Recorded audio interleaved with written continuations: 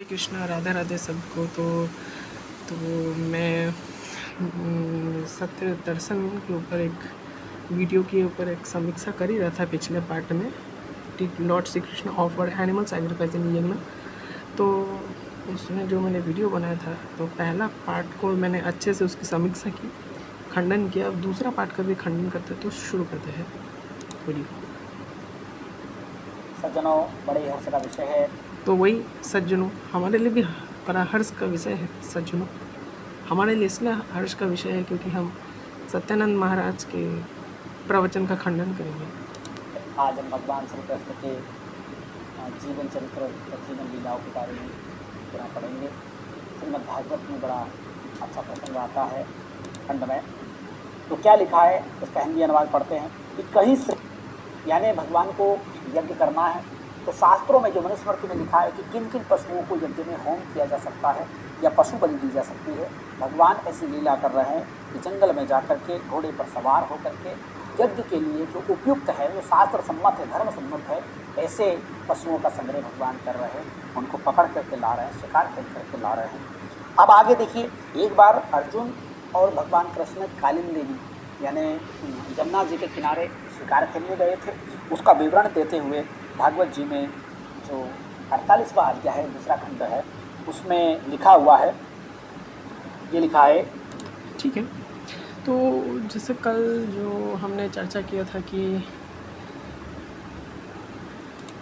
जो श्रीमद् भागवत पुराण है, तो उसमें हमने अच्छे से बताया था कि क्या योग माया था। उसमें योग माया हमने अच्छे से योग माया का कॉन्सेप्ट बताया था। तो एक बार मैं ब्रह्म संहिता से भी बता दे रहा हूँ योग माया का कॉन्सेप्ट। तो ये ब्रह्म संहिता है, एक मिनट।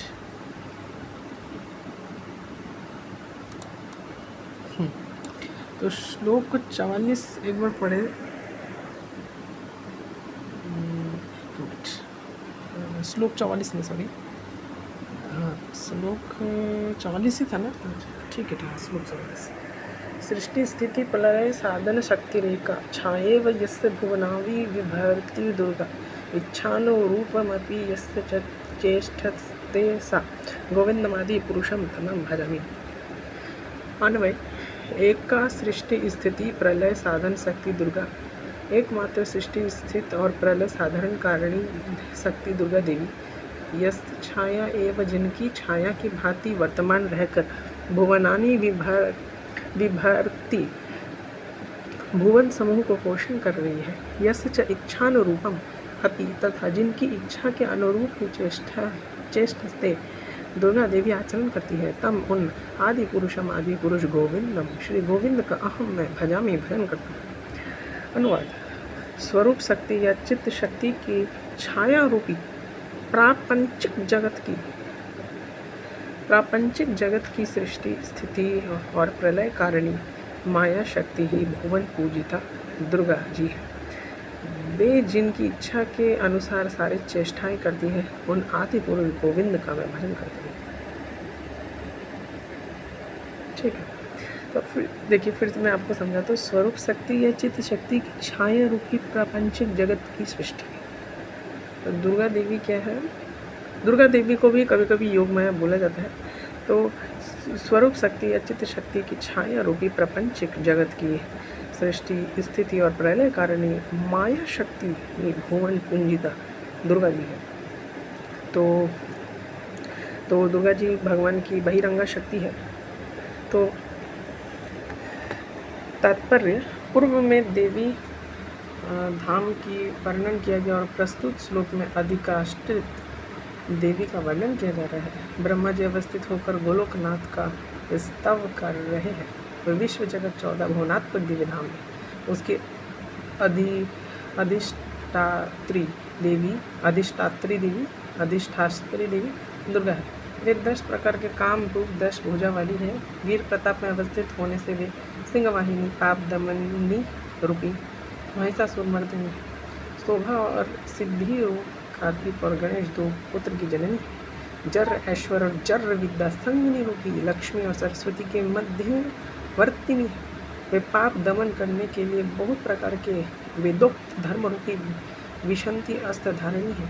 काल शोभा विशिष्ट होने से भी स्तर की शोभनी है। इतने सारे स्वरूपों से विशिष्ट वे दुर्गा भी है। वे दुर्गा दुर्ग विशिष्ट है, दुर्ग विशिष्टा, दुर्गा दुर्ग सबसे निकला है। मेटेरियल वर्ल्ड जो है, जो भौतिक जगत है, दुर्गा का मतलब भौतिक जगत, तो दुर्गा माँ भौतिक जगत का दुर्ग रक्षा करती है कि अगर कोई जीवात्मा जो महामाया से योग माया के तरफ जब वो आकर्षित होता है तो दुर्गा माँ की कृपा से वो आध्यात्मिक जगत में जाता है, भौतिक जगत को छोड़ के। दुर्ग शब्द में इसलिए उनको दुर्ग बोला गया। दुर्ग शब्द के कारागार समझा जाता है, अर्थात तटस्थ शक्ति प्रस्तुत जीव गण कृष्ण बहिर्मुख होकर जिस प्रापंचिक कारागार में अवरुद्ध होते हैं वही दुर्गा जी का दुर्ग है। कर्म चक्र में पसीना ही उनका दंड है।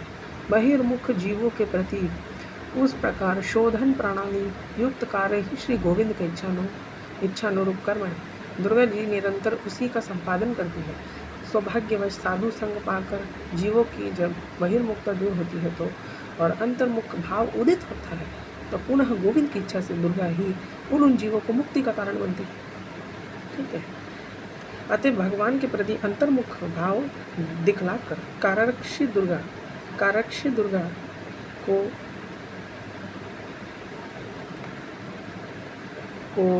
परितुष्ट कर उनकी निष्पट करुणा प्राप्त करने की चेष्टा करनी चाहिए। ठीक है। तो यहाँ पर बताया जा रहा है, तो जीव चित्त कर्ण स्वरूप है, परंतु कृष्ण बहिर्मुक्ता दोष होने पर वे माया के आकर्षण से विक्षिप्त हो जाते हैं। जीव के विक्षिप्त होते ही दुर्गा जी तब तक अविद्या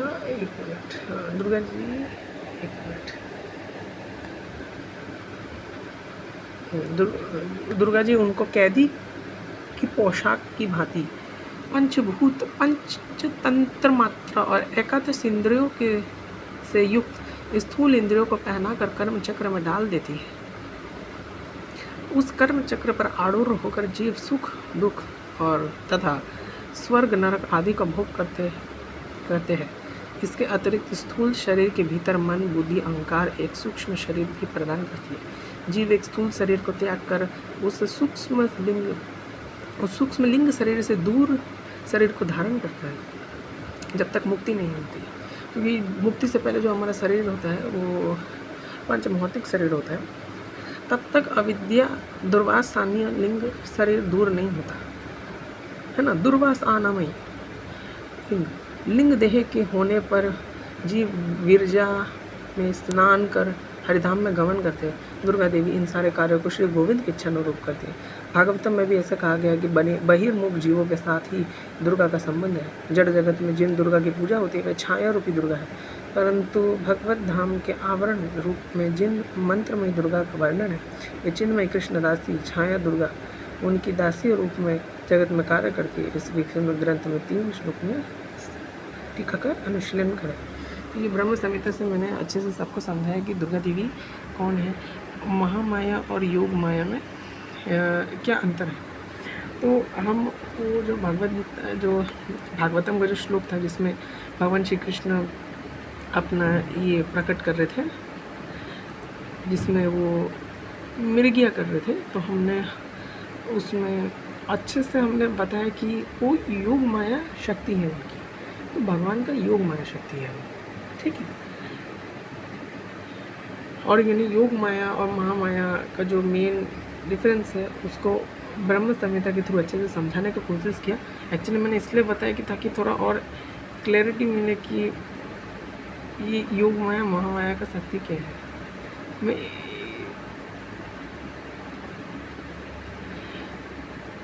तो ठीक है। तो 1 मिनट, कौन सा अध्याय था ये? सप्तमों अध्याय। ठीक है, सप्तमों अध्याय है। तो मैं फाइनली उस एग्जाम्पल में कंक्लूड कर उसमें भगवान श्री कृष्ण ने साफ साफ ये वर्णित कर दिया था कि वह आत्मा राम है, वह योगेश्वर है, वह योगेश्वर है। तो साफ साफ वहाँ पर वर्णित मिलता है कि वो आत्मा राम है, वह अप्त काम है।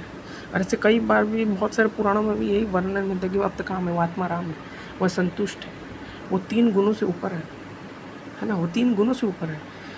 उनको अपना भोग पूर्ण करने के लिए स्वीकार करने का ज़रूरत नहीं है। तो वो जो लीला कर रहे थे जिसमें कई सारे रूपों को, मतलब कई सारे रूप धर लिए थे, कई सारे रूप में अपने आप को एक्सपांड कर लिए थे, वो योग माया का ही विस्तार था, है ना।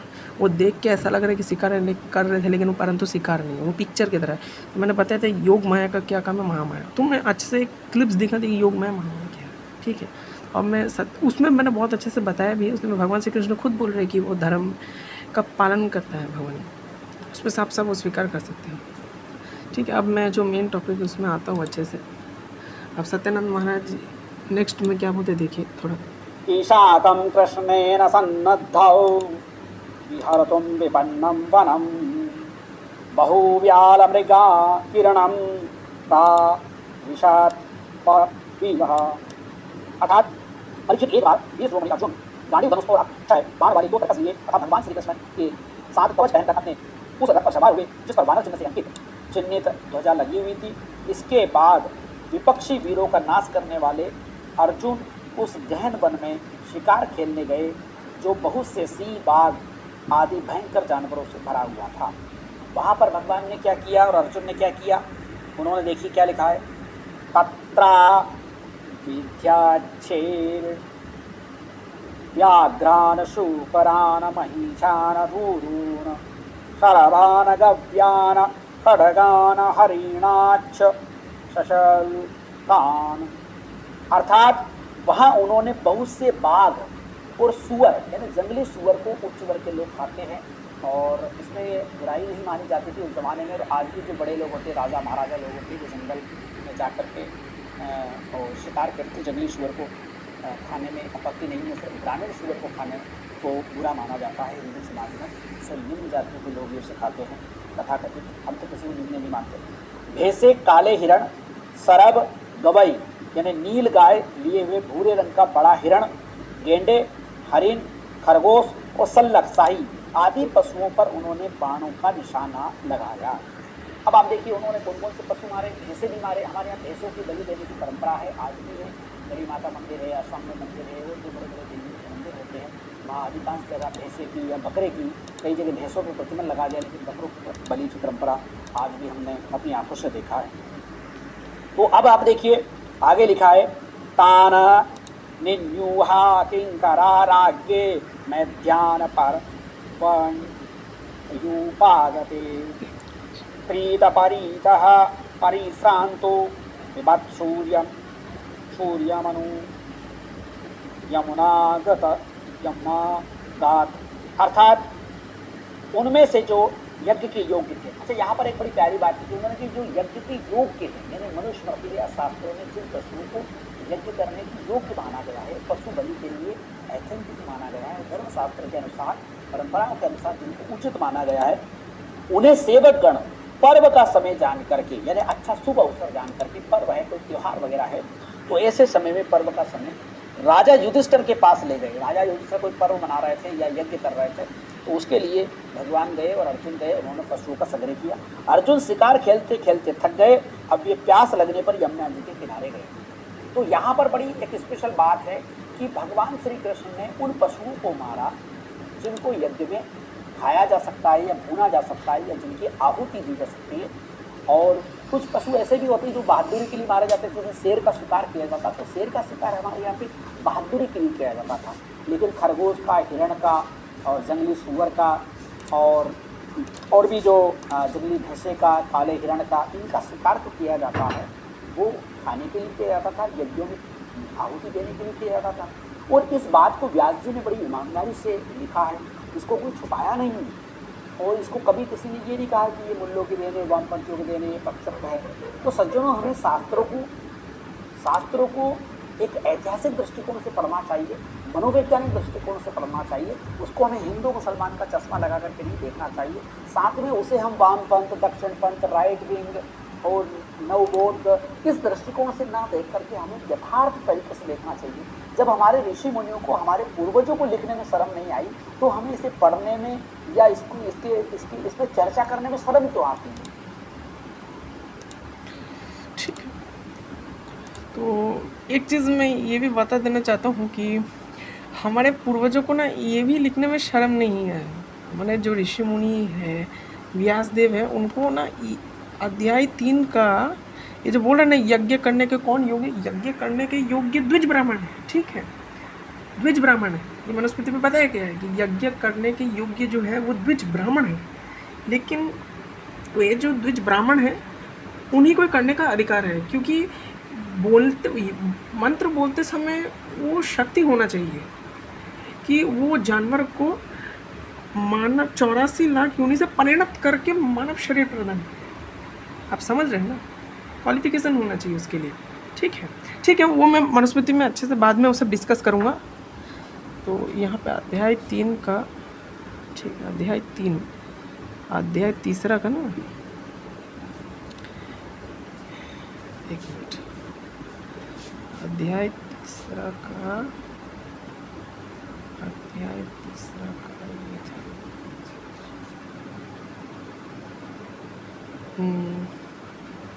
सॉरी अध्याय 3 नहीं था, अध्याय 3 नहीं, अध्याय स्कंद, चलिए स्कंद 3 है ना, 3 का 30वां अध्याय, ठीक है, देख लीजिएगा, देख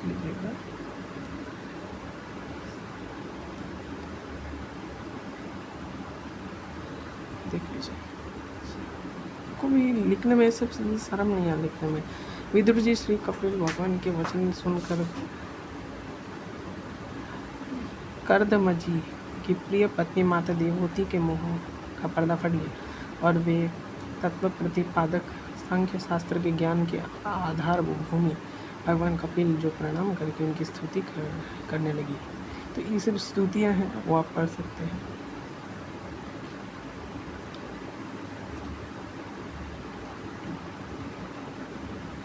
इसलिए इतना अच्छे से वीडियो नहीं बना पड़ा, आवाज़ धीरे, क्योंकि मेरा मतलब थोड़ा सा सिर भारी लग रहा है, तबीयत खराब, तो क्षमा करिए। मैं अगली बार वीडियो अच्छे से बनाऊंगा, आवाज़ थोड़ा सही से तेज़ी से बोलूँगा। विभो, आप प्राणियों का दमन और अपने आज्ञाकारी भक्तों का अभ्युदय एवं कल्याण करने के लिए स्वेच्छा से देह धारण किए। अतः जिस प्रकार आपने वराह आदि अवतार किए, उसी प्रकार यह कपिल अवतार भी मुमुक्षु को ज्ञान प्रदान करने के लिए हुआ है। भगवान, आपके नामों को श्रवण या कीर्तन करने से तथा भूले भटके कभी कभी अल्प बंधन या स्मरण करने से ही कुत्ते का मांस खाने वाले चांडाल भी सोम या जी ब्राह्मण के समान पूजनीय हो सकता है। ये भी गलती से लिख दिया था, है ना, ये भी गलती से लिख दिया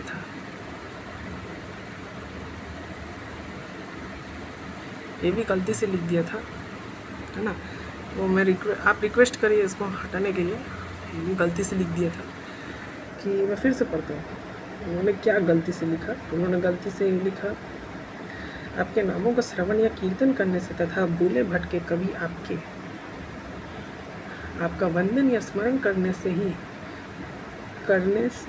कुत्ते का मांस खाने वाले चांडाल भी सोम या जी ब्राह्मण के समान पूजनीय हो सकता है। फिर आपका दर्शन करने से मनुष्य कृत्य हो जाएगा। इसमें कहना ही क्या, वह चांडाल भी इससे श्रेष्ठ है कि उसकी जीवा के अग्रभाग में आपका नाम विराजमान है।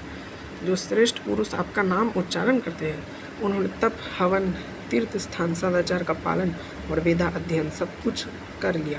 कपिल देव जी, आप साक्षात पर ब्रह्म हैं। आप ही परम पुरुष है। वृत्तियों के प्रवाह को अंतर्मुख करके, अंतःकरण करके ही चिंतन किया है। आप साक्षात विष्णु स्वरूप आप अपने तेज के माया के कार्य गुण प्रवाह को शांत कर देते हैं तथा आपके ही उदर में संपूर्ण वेद तत्व निहित है। ऐसे साक्षात विष्णु रूप आपको मैं प्रणाम करता हूँ। ठीक है, तो ये भी गलती से लिख दिया था, देखते, ये भी गलती से लिख दिया था कि वो चांडाल भी इससे भी श्रेष्ठ है, इससे सर्वश्रेष्ठ है कि उसकी जीवा में अग्रभाग में आपका नाम विराजमान है, नारायण का नाम विराजमान है। जो श्रेष्ठ पुरुष आपका नाम उच्चारण करते हैं, उन्होंने तप, हवन, तीर्थ स्थान, सदाचार का पालन, वेदा अध्ययन सब कुछ कर लिया। तो ये भी गलत से लिख दिया था, है ना। एक चांडाल भी अगर कृष्ण का नाम लेगा तो वो ब्राह्मण बन सकता है, ये भी गलत से लिख दिया था। ठीक है, ये भी गलती से लिख दिया था। ठीक है, इसका खंडन ऐसा करूँगा मैं भी, दांत निकल जाएगा पूरा बाहर एकदम, परेशान करके रख दिया पूरा एकदम। शी। देखिए हम लोग यहाँ पे थे, ये श्लोक में थे, मैं एक बार ये पढ़ता हूँ तो इसको एक बार पढ़ता हूँ, क्षमा कर दीजिएगा सच में, आज मेरा तबीयत ठीक भी नहीं लगा, इसलिए आज मेरा वीडियो का आवाज़ भी ठीक से नहीं आ रहा, मुझे सच में क्षमा कर दीजिए, मैं इस चीज़ का सच में ध्यान रखूँगा, ये सच में क्षमा कर दीजिए प्लीज़।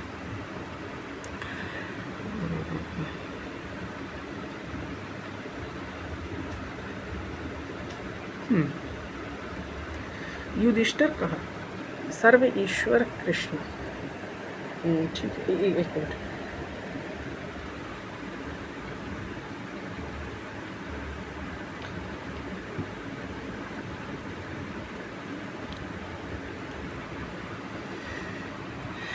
श्री कृष्णा, जिस समय तुमने हम लोगों को अपना कुटुंबी संबंधी समझ कर स्मरण किया और हमारा कुशल मंगल जानने के लिए भाई अक्रूर को भेजा, उसी प्रकार हमारा कल्याण हो। अच्छा ठीक है, इसी प्रकार भाव थी हमारे अंदर नहीं। ठीक है ठीक है ठीक है ठीक है ठीक है, ये भी देखते पढ़ते यहाँ से था। युधिष्ठिर ने कहा, सर्वेश्वर श्री कृष्ण, हमें क्यों बात का पता नहीं है, हमने अपने पूर्व जन्मों में क्या इस जन्म में कौन सा कल्याण साधन किया है। आपका दर्शन बड़े बड़े योगेश्वर भी बड़ी कठिनता से प्राप्त कर सकते हैं, हम कुबुद्धियों को घर बैठे ही आपके दर्शन हो रहे हैं। राजा युधिष्ठिर ने इस प्रकार भगवान को खूब सम्मान किया, उन्होंने कुछ दिन वही रहने की प्रार्थना की। इस पर भगवान श्री कृष्ण इंद्रप्रस्थ के नर नारियों को अपनी रूप माधुरी से नयनानंद का दान करते हुए बरसात के 4 महीनों तक सुखपूर्वक वहीं रहे। परीक्षित, एक बार वीर शिरोमणि अर्जुन ने गांडीव धनुष और अक्षय बाण वाले 2 तरकस लिए तब भगवान श्री कृष्ण के साथ कवच पहनकर अपने उस रथ पर सवार हुए जिस पर वानर चिन्ह से चिन्हित ध्वजा लगी हुई है। इसके बाद विपक्षी वीरों का नाश करने वाले अर्जुन उस गहनी वन में शिकार खेलने गए।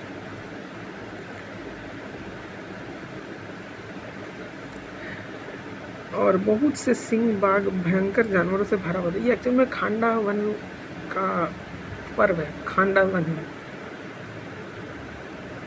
इसके बाद विपक्षी वीरों का नाशवन करने के लिए अर्जुन उस गहन वन में शिकार खेलने गए और जो बहुत से बाघ और भयंकर जानवरों से भरा हुआ था, वहाँ अर्जुन ने बहुत से बाघ, सुअर, भैंसे, काले हिरण, सर्प, गवय, नीलापन लिए हुए भूरे रंग का एक बड़ा हिरण, गैंडे, हरिण, खरगोश और सलख शाही आदि पशुओं पर अपने बाणों का निशाना लगाए। उनमें से जो यज्ञ के योग्य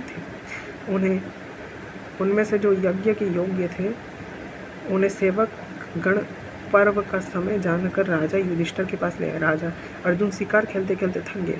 अब वे प्यास लगने पर यमुना जी के किनारे गए। भगवान श्री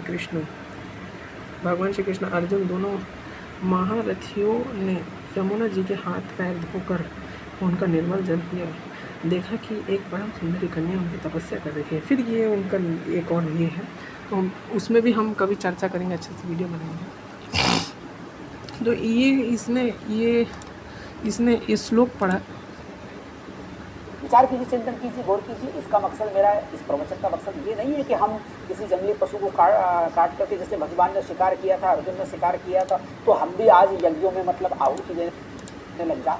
इसका कतई ये मकसद नहीं। इसका मकसद सिर्फ हमारी परंपराओं को, हमारे इतिहास को समझने का प्रयास है कि भगवान श्री कृष्ण के ज़माने में इस चीज़ को बुरा नहीं माना जाता था। भगवान कृष्ण ने स्वयं ने यज्ञों पशु का आहुति दिखाई थी और उसे बुरा नहीं माना गया था। और व्यास जी को लिखने में कोई दिक्कत नहीं थी। तो व्यास जी को ये भी लिखने में दिक्कत नहीं हुआ था। मैं उसको एक्सप्लेन करूँगा। अभी जो मैं दिखाने जा रहा हूँ वो जो श्लोक, वो इसी से कनेक्टेड है एक तरीके से। तो यहाँ पे हम देख सकते हैं कि कैसे एक क्षत्रिय बलि दे रहे हैं, यज्ञ के लिए बलि दे रहे हैं। ठीक है, मैं मनुस्मृति में वो वीडियो लाऊंगा, अच्छे से बनाऊंगा। तो यज्ञ में बलि दे रहे हो, ठीक है, तो वो क्षत्रिय है। तो व्यास फिर क्या होता है ना कि मैं अब आपको ये दिखाऊंगा कि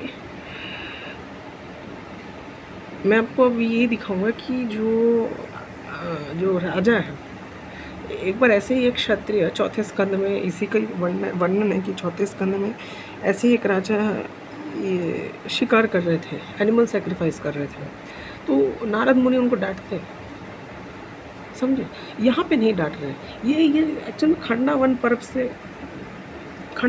से कनेक्टेड है। खंडावन पर्व में क्या होता है कि महाभारत में आदि पर्व में खंडावन दहा का पर्व आता है, जिसमें क्या होता है कि अग्निदेव, एक बार क्या होता है कि एक ऋषि होते हैं, एक राजा होते हैं, तो वो कई बार यज्ञ करते थे। मैं शॉर्ट पे बता रहा हूँ। तो ये क्या हुआ कि उन्होंने एक ऐसा यज्ञ करने, एक बहुत बड़ा यज्ञ करने के लिए शंकर जी से वरदान लिया। शंकर जी ने उनको वरदान दिया, तो शंकर जी ने बोला कि तुम अग्निदेव से इस वर का इच्छा मांगो। तो फिर उन्होंने कई सालों तक यज्ञ किया, और अग्नि में जो घी डाला, उस घी के कारण क्या हुआ कि अग्निदेव को ज्वलन उत्पन्न हो रहा था। क्यों, देखिए अब हम घी डाल रहे अग्नि में, तो अग्निदेव को इससे ज्वलन उत्पन्न हो रहा था, तो वो जो तृप्ति था वो शांत नहीं हो रहा था। तो उस शांति के लिए उनको खंडावन जो पर्व है, खंडावन जो है, खंडावहन, तो जो खंडावहन जो वन है उसमें उनके जो उन्होंने ब्रह्मा जी से सलाह लिया। ब्रह्मा जी ने बोला कि खंडावन जो पर्व है उसमें जो भी जानवर हैं उनका भक्षण करना पड़ेगा, तभी जाके अग्निदेव को शांति मिलेगा। तो इसलिए ये हो रहा है, ये ठीक है, इसलिए ये एक यज्ञ हो रहा है, इसमें सब जानवरों को बलि दिया जा रहा है, ठीक है।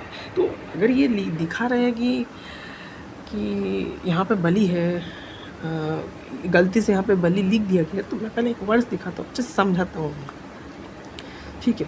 तो ऐसे ही वेद व्यास जी ने क्या किया ना, गलती से ये भी लिख दिया था, थोड़ा गड़बड़ हो गया उनसे भी, ठीक है। वेद व्यास जी ने भी गलती से लिख दिया था एक वर्ड्स को।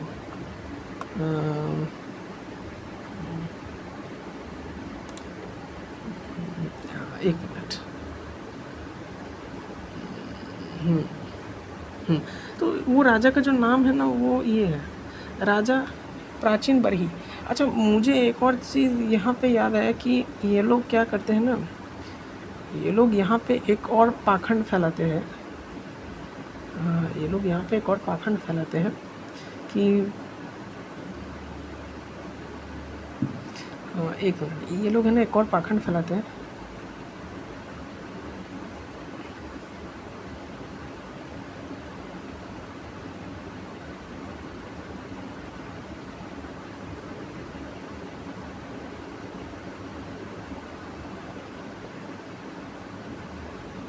अच्छा ठीक है, चलिए मैं वहीं पर था, डाइवर्ट नहीं होता हूँ मैं।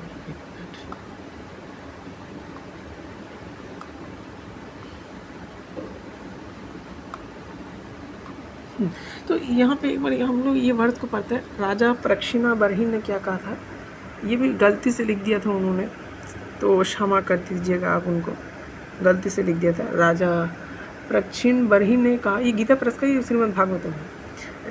राजा प्राचीन बरही ने कहा, भगवान मेरी समझ में आपके वचनों का अभिप्राय पूरा समझ नहीं आ रहा। विवेक की पुरुष ही उनका तात्पर्य समझ सकते हैं, हम कर्म मोहित जीव नहीं। राजन पुरंजन नगर का निर्माता जीव है, हम अपने लिए 2, 3, 4 अथवा बहुत पैर वाले या बिना पैरों के शरीर पूर्व तैयार कर लेते हैं। अब यहाँ पे बताया जाता है बड़ी सुंदर से कि कैसे एक जीवात्मा अलग अलग शरीर ट्रांसफ़र कर करके भौतिक शरीर नहीं रहता है। तो एक मिनट, ये वाला वर्ड ढूंढ रहा था।